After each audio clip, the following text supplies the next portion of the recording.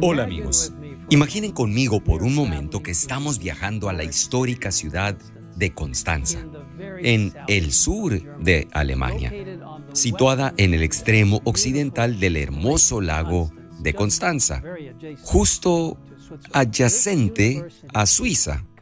Esta ciudad universitaria, Constanza, cuenta actualmente con aproximadamente 83,000 habitantes y fue la sede de la diócesis católica romana de Konstanz durante más de 1200 años.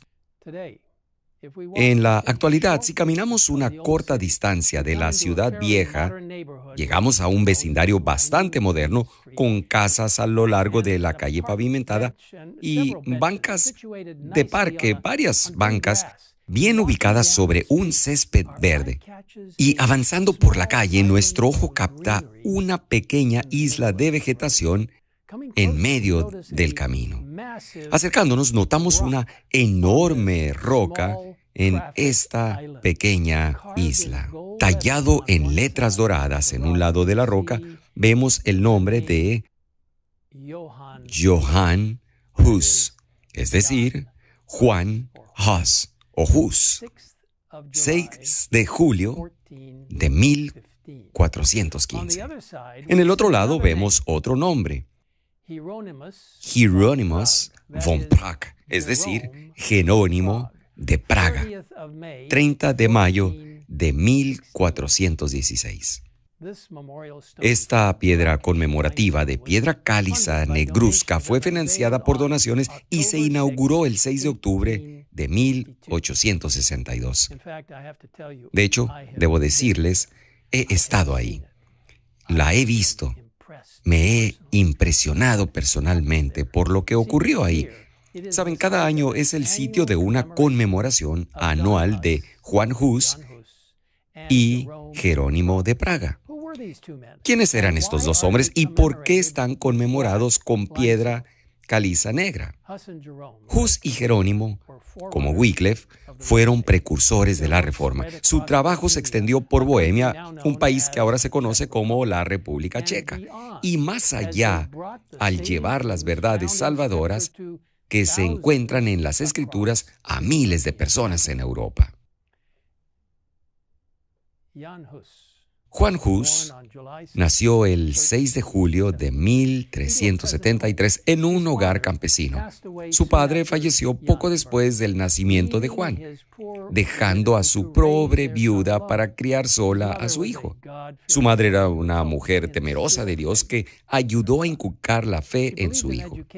Ella creía en la educación y animó a su hijo a asistir a la Universidad de Praga, donde recibió una beca completa. Antes de dejarlo en la universidad, ella se arrodilló junto a su hijo, orando para que Dios estuviera con él y para que lo protegiera de las pruebas que sin duda enfrentaría.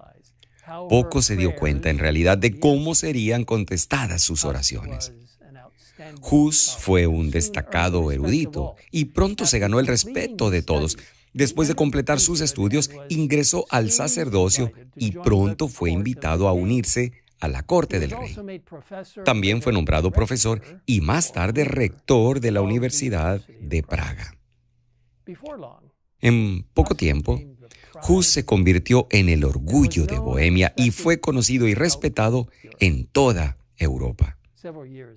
Varios años después de convertirse en sacerdote, Hus fue nombrado predicador en la capilla de Belén en Praga en 1402. El fundador de esta capilla dio gran importancia a que los servicios se celebraran en el idioma del pueblo en lugar de latín.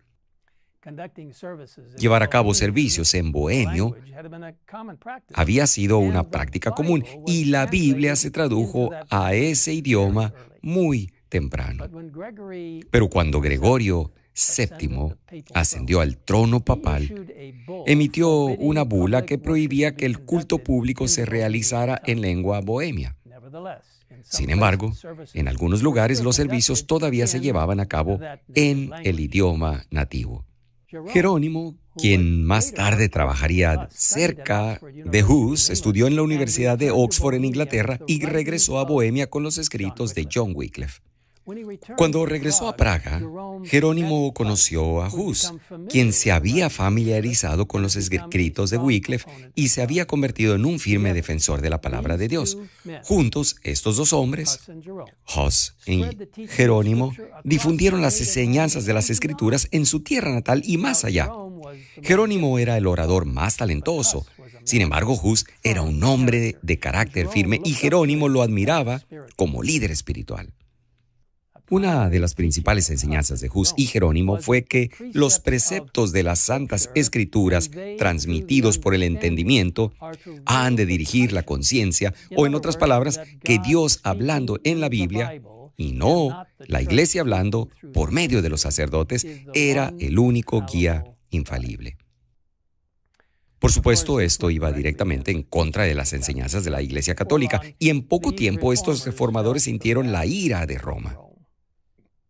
Se convocó un concilio general para reunirse en Constanza para abordar una serie de problemas que enfrentaba la Iglesia, incluidos 3 papadas rivales en lo que se conoció como el Gran Cisma, y también para erradicar la herejía potencial. Juan Hus, o Jan Hus, fue llamado a comparecer ante el consejo, aunque le habían prometido un salvoconducto. Poco después de llegar a Constanza, fue arrestado y puesto en una húmeda celda de calabozo. Al enterarse de la difícil situación de Hus, Jerónimo partió hacia Constanza, pero una vez que llegó a la ciudad se dio cuenta de que no había nada que pudiera hacer para ayudar a su amigo. Al intentar huir, fue arrestado y también colocado en una repugnante celda de prisión. Hus al menos fue llevado ante el concilio, donde se le pidió que se retractara de sus doctrinas o sufriera la muerte. Aunque debilitado por la enfermedad y el encarcelamiento, Hus defendió audazmente la verdad y aceptó el destino de mártir. Cuando se le presionó para que renunciara a sus errores, pidió: ¿a cuáles errores, dijo Hus, debo renunciar? De ninguno me encuentro culpable. Tomo a Dios por testigo de que todo lo que he escrito y predicado ha sido con el fin de rescatar a las almas del pecado y de la perdición.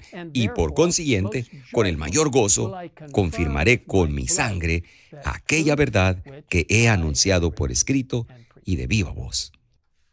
Fue condenado y llevado a la hoguera, en un lugar ubicado a las afueras de la ciudad. Cuando las llamas comenzaron a arder en torno suyo, principió a cantar: Jesús, Hijo de David, ten misericordia de mí. Y continuó hasta que su voz enmudeció para siempre. Después de pasar varios meses insoportables de tortura en la mazmorra, Jerónimo corrió la misma suerte que Hus y fue quemado en el mismo lugar a las afueras de la ciudad, donde la roca negra se erige hoy como testigo silencioso de estos 2 mártires. Aun cuando pasaba gente y automóviles, la gente no sabía qué ocurría ahí.